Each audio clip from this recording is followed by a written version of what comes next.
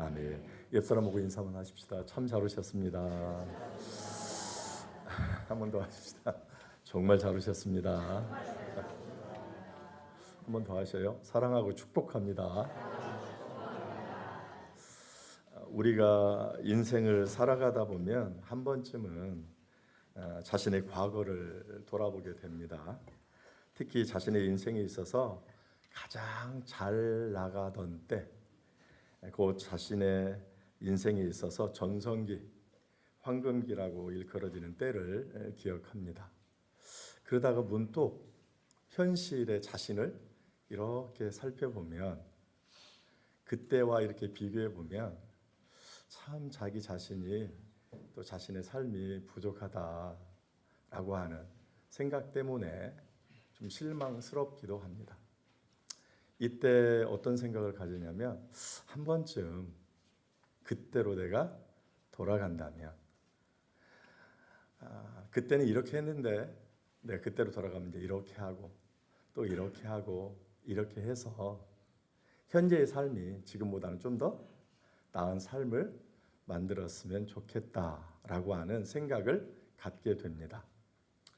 그런데 이것은 우리의 생각뿐이지 현실적으로 우리의 인생을 다시 되돌릴 수는 없습니다. 그런데 성경은, 특히 이제 오늘 우리 본문은 인생을 물리적으로는 다시 되돌릴 수는 없지만 과거와 같은 전성기의 삶을 회복하고 오히려 과거보다 더 나은 삶을 살 수도 있다라고 그렇게 말씀하여 주고 있습니다. 그러므로 오늘 우리는 과거보다 현재 더 나은 삶을 살기 위해서 오늘 본문이 우리에게 가르쳐주는 회복과 번성의 원리를 한번 생각해 보는 그런 시간을 갖고자 원합니다. 자, 오늘 이제 본문은 한순간에 모든 것을 다 잃어버리고 고난을 받는 의인 욥을 친구 엘리바스라고 하는 사람이 찾아와서 그 친구 욥을 위로한답시고 도리어 욥을 정죄하고 있는 그러한 내용의 말씀입니다. 엘리바스의 그 정죄성 충고는 죄의 엘리바스가 주장하고 있는 대로 죄를 지은 사람들에게는 정말 딱 정답입니다. 딱 진리입니다.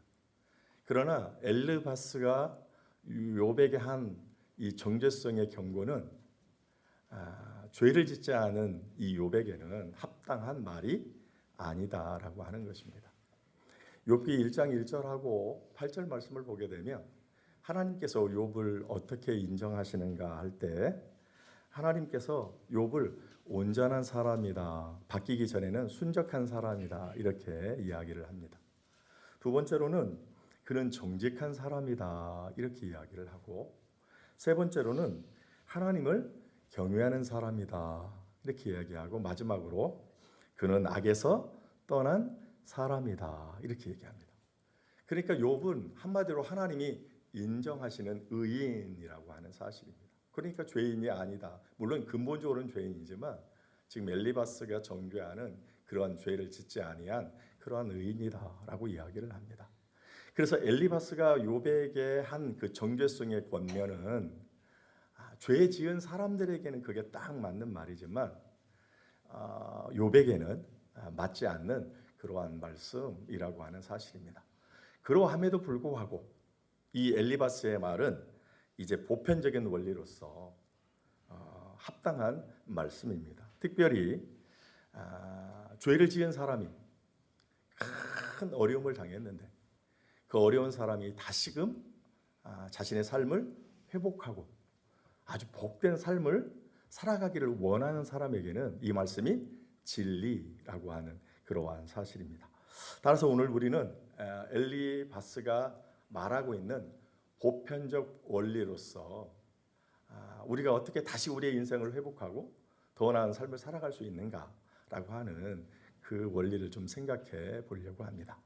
그렇다면 엘리바스가 말하는 회복하여 우리가 번성하는, 우리가 잘 되는 삶을 살려고 하면 어떻게 해야 된다라고 이야기를 하는가 하는 것입니다. 그냥 결론적으로 딱 한마디로 얘기하면 우리가 정말로 잘 되려면 하나님과 우리가 화목해하면 된다, 이렇게 말씀을 합니다. 우리가 다시금 우리의 삶을 회복하고 이전보다 막 더 나은 그 번성의 삶을 우리가 살려고 하면 하나님과 우리가 화목하면 된대요. 화목하기만 하면 우리가 다시 회복하여 번성의 삶을 살 수 있다, 그렇게 이야기합니다. 오늘 보면 21절 다 같이 한번 읽어보도록 하겠습니다. 21절 다 같이 읽습니다. 시작. 너는 하나님과 화목하고 평안하라. 그리하면 복이 네게 임하리라, 이렇게 얘기합니다. 너는, 여기서 너는 욥을 얘기하죠. 엘리바스가 욥, 너는 뭐예요? 하나님과 화목하고 그 다음에 평안하라, 이렇게 이야기를 합니다. 여기서 화목이라고 하는 이 히브리어로 말은 사칸이라고 하는 말인데 두 사람 사이에서 친밀한 관계를 가져 기쁨을 가지라라고 하는 그러한 뜻입니다. 여러분, 누구와 화목하라고 얘기를 했어요? 하나님과 화목하라 그랬어요. 그러면 이제 뒤집어서 한번 생각해 봐요. 하나님과 화목하라고 하는 말은 뒤집어서 얘기하면 지금 하나님과 화목하다는 거예요? 화목하지 않다는 거예요? 화목하지 않다. 지금 하나님과 뭐 어떤 관계예요? 불화의 관계, 뭐 심하게 표현하면 원수의 관계라고 하는 그러한 사실이에요. 그것을 어떻게 해요? 풀어야 된다. 그래야 네 삶이 회복되고 이전보다 더 나은 삶을, 복된 삶을 살 수 있다, 그렇게 지금 말씀을 하고 있다는 것입니다. 그렇다면 하나님과 욥이, 엘리바스의 말에 의하면 하나님과 욥이 왜 저렇게 화목하지 못한 불화한 그런 관계가 되었는가 하는 것입니다. 보통 사람과 하나님과 어떤 관계에 있을 때 불화, 원수의 관계가 되죠. 사람이 하나님께 뭘 지었을 때, 죄를 지었을 때 그렇습니다. 그러니까 지금 엘리바스의 말은 욥, 네가 하나님 앞에 뭘 졌어요? 죄를 졌고 그 죄 때문에 지금 하나님과 네가 불화하고 원수의 관계가 되었어. 그러니 너는 하나님과 뭐해? 화해해. 그러면 화해하려면 뭐예요? 하나님과 원수의 관계였던 그 죄의 문제를 해결해야 돼라고 그렇게 지금 말씀을 하고 있다라고 하는 그러한 사실입니다. 그러니까 화해의 첫 번째 전제 조건이 무엇이냐라고 할 때 하나님 앞에 죄를 회개해야 된다라고 하는 것입니다. 그러면 욥이 하나님 앞에 엘리바스의 말에 의하면 어떤 죄를 지었는가? 엘리바스는 욥이 하나님께 어떤 죄를 지었다라고 이야기를 하는가 할 때 오늘 우리가 살피는 이 22장 앞에 부분을 보게 되면 특별히 이 4절에서 9절을 쭉 보게 되면 욥이 하나님께 어떤 죄를 지었다라고 엘리바스가 이야기하고 있는 것을 볼 수가 있습니다. 4절 5절을 한번 우리가 먼저 읽어볼까요? 4절 5절 다 같이 읽습니다. 시작. 하나님이 너를 책망하시며 너를 신문하심이 너의 경건함 때문이냐? 네 악이 크지 아니하냐? 네 죄악의 끝이 없느니라. 이 엘리바스가 욥에게 약간 빈정투로 이렇게 얘기하는 거예요. 하나님이 너를 뭐예요? 4절 하나님이 너를 책망하고 그 다음에 너를 뭐예요? 신문한대. 그런데 하나님이 너를 책망하고 신문하는 것이 너의 경건, 네가 막 경건하니까 야 하나님이 너를 책망하고 너를 신문하냐? 아 그게 아니지 않느냐. 반대로 뭐 네가 경건하지 않기 때문 아니냐. 그러면서 5절에 네 악이 크고 네 죄악이 어떻게 해요? 끝이 없어. 계속 엄청나게 많다는 거예요. 그러니까 지금 하나님께서 너를 책망하고 신문하는 것이 네가 뭐 경건해서 그런 게 아니고 뭐예요? 네 악이 크고 네 죄악이 끝이 없이 엄청 많다는 거예요. 그것 때문에 지금 하나님께서 너를 뭐 한다고요? 책망하고 신문한다라고 하는 그러한 사실입니다. 그러면 엘리바스가 말하는 네 악, 네 죄악이 도대체 뭐냐라고 했을 때 거기에서 쭉 얘기해요. 6절 말씀을 보게 되면 뭐라고 얘기해요? 6절 까닭 없이 형제를 볼모로 잡으며 헐벗은 자의 의복을 벗기며. 뭐예요? 한마디로 얘기하면 부자가 가난한 자에게 지을 수 있는 죄를 네가 지었다는 거예요. 그러면서 6절 말씀을 보게 되면 네가 가난한 자로부터 재물을 착취했다, 이렇게 지금 이야기를 합니다. 네가 가난한 자에게 재물을 착취했다. 가난한데 가난한 자의 것을 또 완전히 뺏었다는 거예요. 그런 죄를 졌다는 거예요. 그리고 7절 말씀을 보게 되면 뭐라고 얘기하나요? 목마른 자에게 물을 마시게 하지 아니하고 줄인 자에게 음식을 주지 아니했다. 굶주린 자에게나 나그네에게 뭐 했는가? 외면했다는 거예요. 부자의 의무가 뭔가? 하나님이 왜 너를 부하게 했는가? 그것은 바로 굶주린 자나 나그네에게 어떻게 해요? 베풀라고. 근데 그런 사람들을 그냥 외면했어. 나만 잘 살면 되지 뭐. 옆에 있는 사람이 어떤 고난이 있어. 그렇게 그런 죄를 졌다는 거예요. 그리고 8절 한번 보시면 뭐라고 얘기합니까? 8절. 권세 있는 자는 토지를 얻고 존귀한 자는 거기서 사는구나. 권력을 이용해서 부정한 방법으로 토지를 어떻게 해요? 빼앗았다는 거예요. 마지막으로 9절에서 뭐라고 이야기를 합니까? 너는 과부를 빈손으로 돌려보내며 고아의 팔을 꺾는구나. 이렇게 힘없는 자들을 네가 억압하는 그런 죄를 졌다는 거예요. 이것이 바로 네가 지은 악이고 네가 저지른 죄 악이다, 이렇게 이야기를 합니다. 이것 때문에 하나님이 뭐 했어요? 너를 책망하고 신문했다는 거예요. 그래서 하나님께서 너의 죄를 불어서 너에게 지금 뭘 내린 거예요? 벌을 내렸고, 이 벌은 너에게 뭘로 다가왔어요? 고난이라고 하는 것으로. 모든 것을 다 잃어버리는 고난으로 다가왔다는 거예요. 자식이 한 번에 죽고, 그리고 또 모든 재물을 다 잃고, 아내마저 욕하고 죽으라고 이혼을 이렇게 선고하고 떠나버리고, 그리고 네가 뭘 걸려요? 온몸에 약창이라고 하는 엄청난 병을, 그 같은 고난을 네가 맞이하게 되었다, 이렇게 지금 이야기를 하는 거예요. 그러면 이 엘리바스가 자기가 이야기하고 있는 대로 욥이 정말로 지금 여기서 말하고 있는 6절, 7절, 8절, 9절에서 이야기하고 있는, 한마디로 얘기하면 이 부자가 지을 수 있는 그런 죄를 지었는데, 그런 죄 지은 것을 이 친구 엘리바스가 목격했는가? 지금 자기가 목격하고 얘기하는가? 아니면 다른 사람들의 증언을 듣고 지금 이 욥이 그와 같은 죄를 졌다라고 이야기를 하는가? 아니라는 거예요. 엘리바스는 욥이 지은 죄를 확인도 못하고 또 욥에게 피해를 받은 사람들로부터 증언을 듣고 지금 욥을 이렇게 정죄하는 것이 결코 아니다라고 하는 거예요.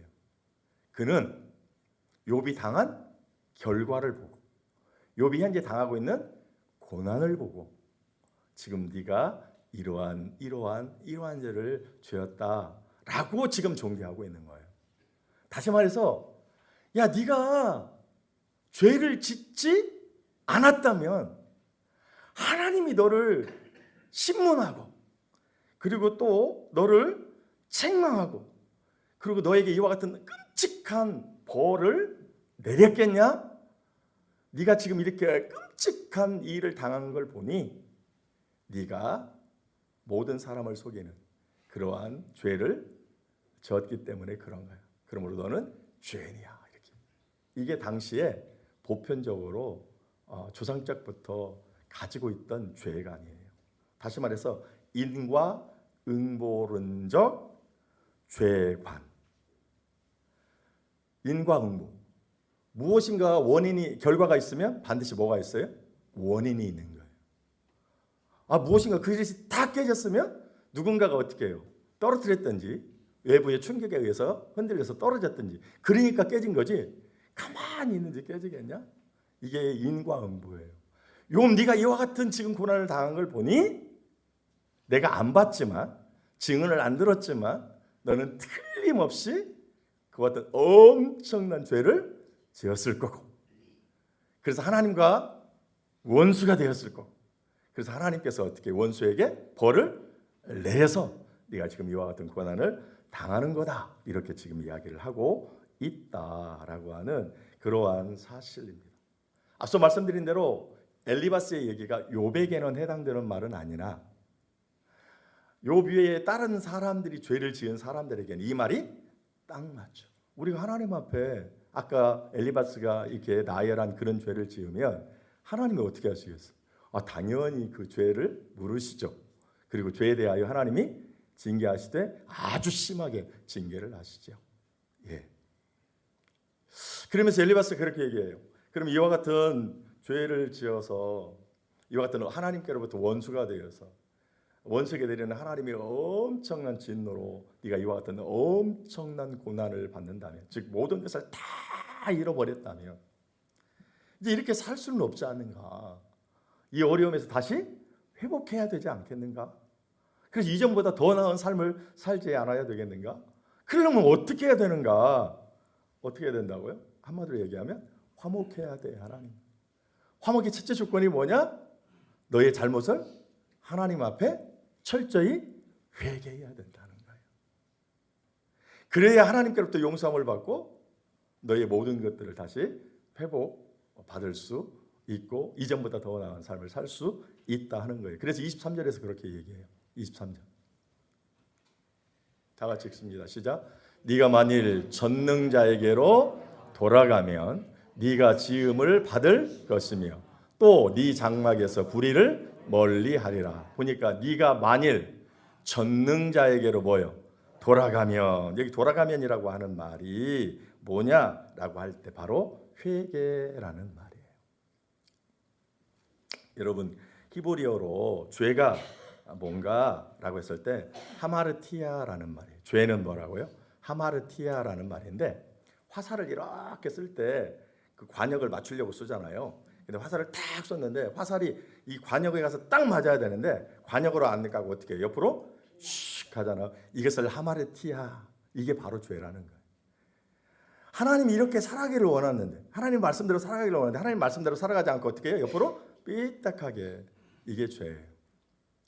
그러면 여기서 말하는 돌아간다라고 하는 이 회개라고 하는 말은 뭐냐라고 할 때 메타노이아라고 하는 말인데 다시 뭐예요? 돌아가다라는 뜻이에요. 돌이키다. 화살이 이렇게 잘못되었어요. 죄를 졌죠. 근데 회개는 뭐예요? 다시 돌아가다, 이렇게 돌이키는 거. 그게 회개예요. 오늘 저기서 말하는 돌아가면이라고 하는 말이 뭐라고요? 회개하라. 죄에서 다시 돌이켜라. 정상적인 삶으로 다시 살아가라라고 하는 그러한 말이에요. 그런데 그 앞에 뭐라고 얘기하는가? 네가 만일 누구에게? 하나님, 여호와 하나님이라고 않고 그분을 뭐라고 하냐면 전능자야. 이렇게 전능자. 왜 그러면 전능자라고 했을까?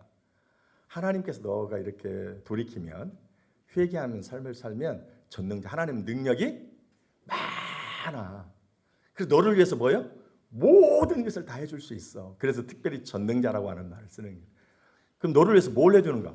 자, 네가 만일 전능자에게로 돌아가면, 전능하신 하나님께 네가 회개하고 가면 전능하신 하나님이 너한테 뭘 하는가? 네가 뭘 받아? 지음을 받을 것이며 너를 다시 뭐예요? 새롭게, 새로운 사람으로, 지금 막 그 지긋지긋한 그 고통과 아픔, 이 고난에서 어떻게 해요?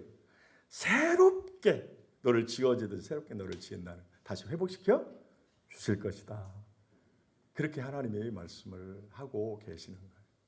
그러니까 네가 다시 회개하기만 하면 전능하신 하나님이 그 회개를 기뻐 받으시고 너를 새롭게 지을 거예요.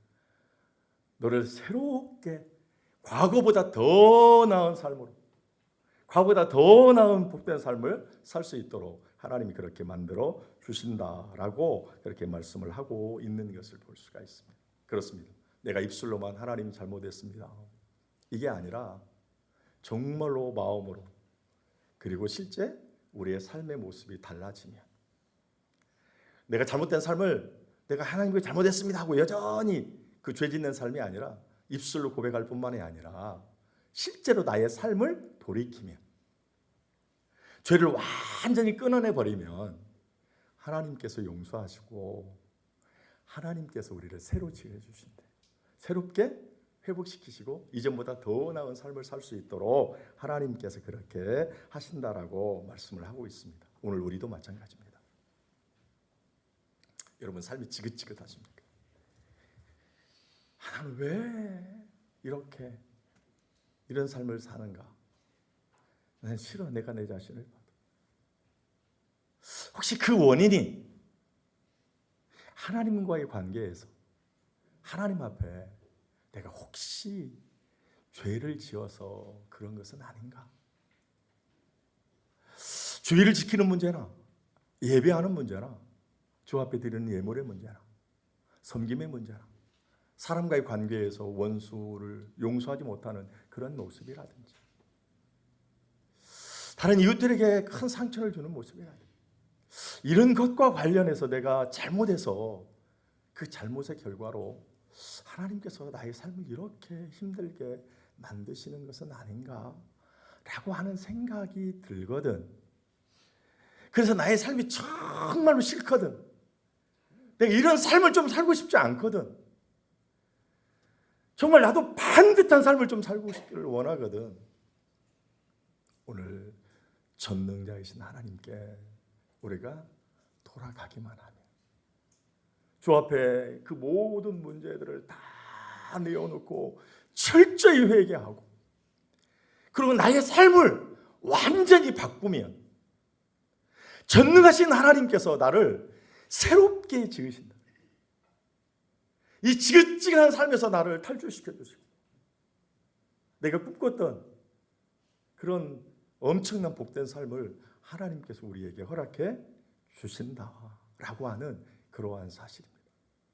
사랑하는 귀한 성도 여러분, 여러분의 삶이 어쨌든 성령의 인도하심과 감동하심을 따라 그 내가 지금 어떤 그 회개하지 못한 죄의 결과로 그러한 일들을 내가 지금 살고 있다면 오늘 이 주시는 이 말씀처럼 하나님 앞에 철저히 회개하여서 여러분의 삶을 온전히 돌이켜서 하나님으로부터 용서함을 받고 하나님과 화해함을 입어서 또 하나님이 주시는 그 놀라운 복을 통해서 이전보다 나은 현재보다 나은 삶을 사시는 오늘 복된 저와 여러분들 되시기를 예수님의 이름으로 부탁을 드립니다. 두 번째, 하나님과 이제 화목을 하는데 화목의 첫째적인 요건이 회개예요.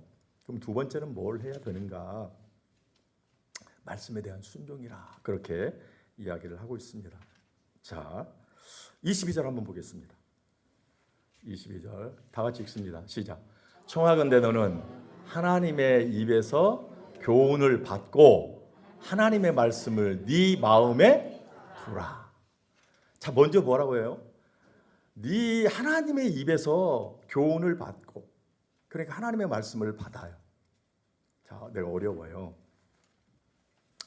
다른 사람들의 이야기를 들으라고 얘기하지 않아요.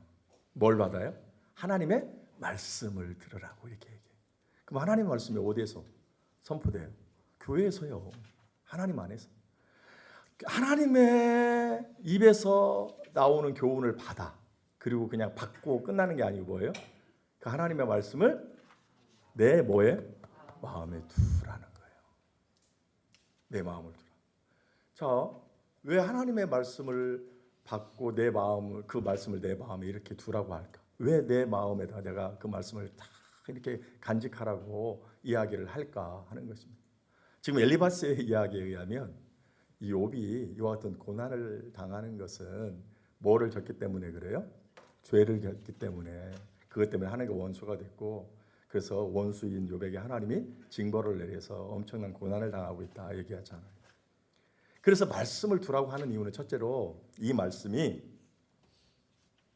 내가 죄를 짓는가 그렇지 않는가 하는 것을 알도록 그 말씀이 그렇게 역사해요. 그래서 시편 19편 11절에 내가 주께 범죄하지 아니하려 하여 내가 범죄를 짓지 않으려고 주의 말씀을 내 마음에 두었나이다. 말씀이 내 안에 있으면 말씀이 어떻게 해요? 이건 아니야. 이건 아니잖아 지금. 이건 잘못된 거잖아. 하고 뭐예요? 깨닫게 준다니까요. 뿐만이 아니라 우리가 마음에 이렇게 두면 내가 이게 하나님의 뜻인지 아닌지 알 수 있을까요? 없을까요? 알 수 있게 되고, 그래서 결국은 내가 하나님의 온전하신 뜻대로 행할 수 있기 때문에 하나님의 말씀을 이렇게 두라는 거예요. 즉 그 말씀대로 내가 순종의 삶을 살으면 하나님과 화목하게 된다. 그리고 하나님이 주시는 복으로 내가 이전의 삶을 회복한다. 이렇게 말씀을 하고 있어요. 시간이 없어요. 마지막으로 한 번 더 봐요. 마지막으로 이제 24절, 25절 한번 봐요. 24절, 25절 다 같이 읽습니다. 시작. 네 보화를 티끌로 여기고 오빌의 금을 계곡의 돌로 여기라. 그리하면 전능자가 네 보화가 되시며 네게 고귀한 은이 되시리니. 24절 뭐라고 말씀을 하냐면 네 보화 있죠. 보화. 나한테 있어서 가장 귀한 거. 네 보화를 뭘로 얘기해요? 티끌로, 먼지로. 먼지 귀중해요, 안 귀중해요? 먼지 좋아하는 사람 있어요? 싫잖아요. 그러니까 네 보화를 티끌처럼 아무것도 아닌 것처럼 여기라는 거예요. 그리고 오빌의 금, 이 금이 정말 요즘에 비싸잖아요. 근데 당시에 이 오빌에서 나오는 금은 최상품이에요. 그러니까 가장 좋은 금을 뭘로 여기래요? 계곡에 돌 많지요. 그 돌로 여기라는 거예요. 그러니까 내가 지금까지 막 가장 소중하게 여기는 거. 이거 아니면 안 돼요. 다른 건 다 버렸어도 이건 안 돼요. 라고 이렇게 아끼는 거. 그것을 다 어떻게 해요? 티끌로 여기고 돌로 여기래요. 아무것도 아닌 것처럼 얘기해요. 그러면서 뭐라고 얘기해요? 25절. 그리하면 어떻게 한대요? 전능자가 네 보화가 됐으며 네 고귀한 은이 되시리니. 그러면 이제 뭘 얘기할까요? 24절에서 뭘 의지하지 말라고 해요? 보화. 너에게 있어서 가장 내가 다른 건 다 버려도 이것만큼은 안 돼. 그런 거 있죠. 그것마저도 어떻게 하라고요? 다 버리라. 의지하지 말라는 거예요. 그 누구를 의지하라는 거예요? 25절. 25절. 전능자가 뭐가 되어져? 그러면 네 보화가. 하나님이 어떤 분이에요? 복의 근원이에요. 복을 주시. 아니 그거 네가 규정하고 생각하는 것을 주시는 분이 누구예요? 하나님이요. 하나님을 소유하면, 하나님을 의지하면 뭘? 이 모든 것을 내가 다 소유하는 것이다 라고 하는 거예요. 그러니까 네가 가지고 있는 가장 귀하다고 생각하는 거, 그거 의지하지 말고 누구를 의지하라? 하나님을 믿고 하나님을 의지해야 된다. 그러면 하나님이 너에게 보화가 되고 너에게 복이 되어서 너의 모든 것들을 회복시키고 이전보다 더 나은 삶을 살 수 있도록 해주신다는 거예요. 말씀을 이제 정리하죠. 두제지 세제지는 그냥 그렇게만 얘기를 했어요. 우리가 현재의 삶을 좀 벗어나고 싶어. 근데 내가 왜 이렇게 삶을 살았을까? 왜 내 삶이 이렇게 어려울까? 내가 참 보니까 내가 죄를 지었기 때문에 다른 사람이 모르는 하나님과의 관계에서 아무튼 죄를 지었어. 그 결과로 지금 하나님과 원수가 되었고 하나님이 그 죄를 모르셔서 나한테 이와 같은 어려움을 주시는 것 같아. 그럼 내가 이 삶에서 좀 벗어나야 되잖아. 평화로운 삶을 살고 이거보다 더 복된 삶을 좀 살아야 되잖아. 그러면 어떻게 해야 되는가? 그냥 한마디로 얘기하면 하나님과 화목해야 돼. 그럼 어떻게 하면 화목하는가? 첫째가 뭐예요? 화목을 깨는 그 죄를 회개하면 돼요. 두 번째로는 뭐예요? 말씀을 내 마음에 다 두고 그 말씀에 순종하면 돼요. 세 번째는 그런 것들을 의지하지 말고 누구를 더? 철저히 하나님을 믿고 의지하며 하나님이 이 지긋지긋한 내가 정말 몸수리처럼 싫은 현 상황, 이 상황에서 하나님 나를 어떻게 해요? 회복시켜 주세요. 그리고 이전보다 더 나은 삶을 살 수 있도록 도와주셔요. 제발. 현재 삶이 참 힘들고 어려운 분이 죄의 결과로 그런 어려움이 왔다면 오늘 이 주시는 말씀으로 도전받으시고 회개하고 말씀을 두고 말씀대로 순종하고 하나님만 의지하여서 하나님과 화목하게 되므로 이전의 삶보다 더 나은 회복된 삶 복된 삶을 사신 오늘 저와 여러분들 되시기를 예수님의 이름으로 축원을 드립니다. 기도하시겠습니다. 고마우신 아버지 하나님 은혜를 감사합니다. 오늘 우리 사랑하여 주시고 어떻게 하면 죄의 결과로 현재 어려움을 겪고 있는 이 삶에서 우리가 벗어나 정말 행복한 삶을 살 수 있겠는가? 하나님과 화목하는 길 외에 다른 것이 없다. 화목을 위해서 철저히 회개하고 나의 잘못된 삶을 돌이키고 또 하나님의 말씀을 늘 마음에 두어 죄짓지 아니하고 하나님의 뜻대로 행하고 더 나아가 세상의 어떤 것을 의지하지 아니하고 하나님을 철저히 의지하고 나아갈 때 하나님의 도우심 가운데 내 삶을 탈출하고 복되고 행복한 삶을 살 수 있다 하였습니다. 오늘 하나님과 화목하여 행복한 삶을 살 수 있는 저희들 되게 하여 주시옵소서. 예수님의 이름으로 감사 기도 올리옵나이다. 아멘. 다 같이 일어나셔서 마지막 찬송 부르고